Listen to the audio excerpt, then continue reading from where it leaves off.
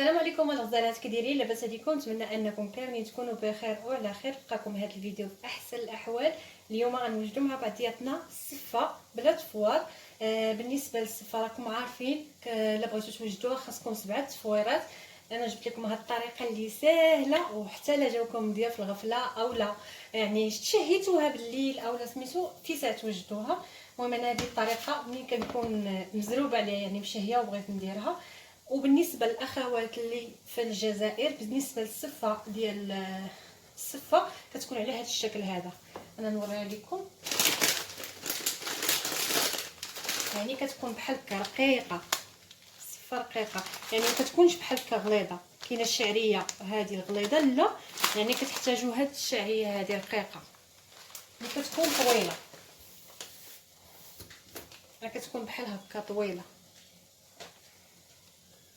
المهم البنات انا خديت هنايا شعريه على حساب القياس ديالنا حنا انا والزوج ديالي، يعني نتوما على حساب عدد الافراد اللي عندكم في الدار. درت معاه هنا شويه الزيت، 2 معالق ديال الزيت كبار، وشويه ديال الملحه، وحرك يعني حتى شربت ليا الزيت كامل.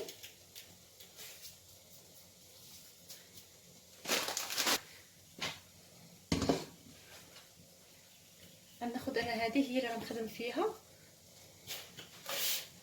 غندير فيها الشعريه.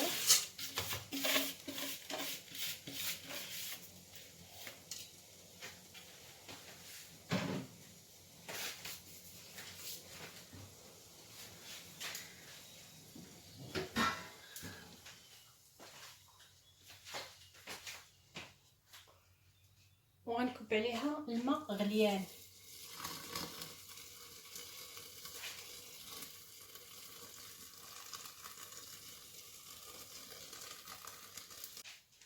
يعني الماء حتى كيغطيها.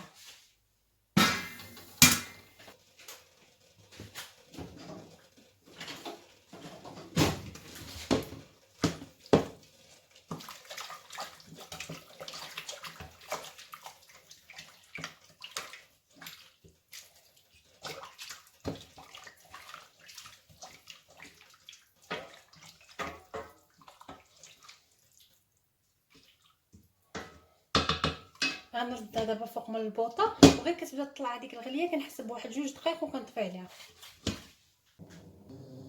هنا البنات ملي كتبدا تطلع على الغليه بحال هكا كنحسب غير 2 دقائق صافي وكنطفي عليها.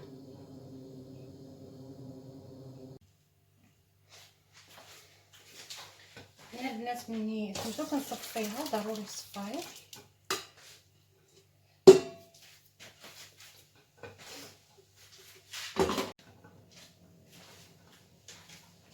هنا الفوق من بعد ما كتسقطات مزيان، هنا درت لها الزبده،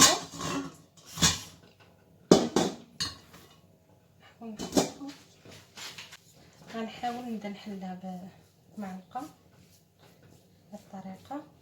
نحاول اننا ما نخليوهاش تعجن غير بالمهل.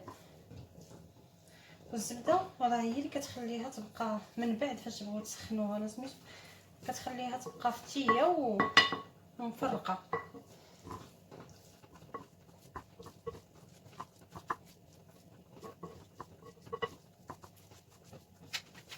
انا كنحاول الطريقه حتى كنخزنها مزيان.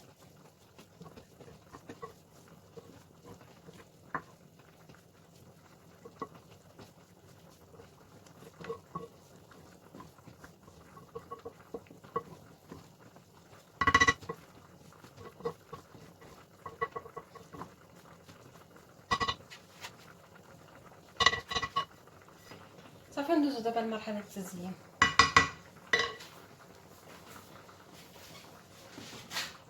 الزوينات علينا. وبالنسبه للتزيين هنايا خديت الزبيب مفور خلطته مع الصفه وزينتها من الفوق بهذه الطريقه هذه. والتزيين كيبقى على حسب الشكل اللي بغيتو نتومايا. هنايا خديت المشماش زينت به. وبالنسبه للوسط درت اللوز هرمشته محمر.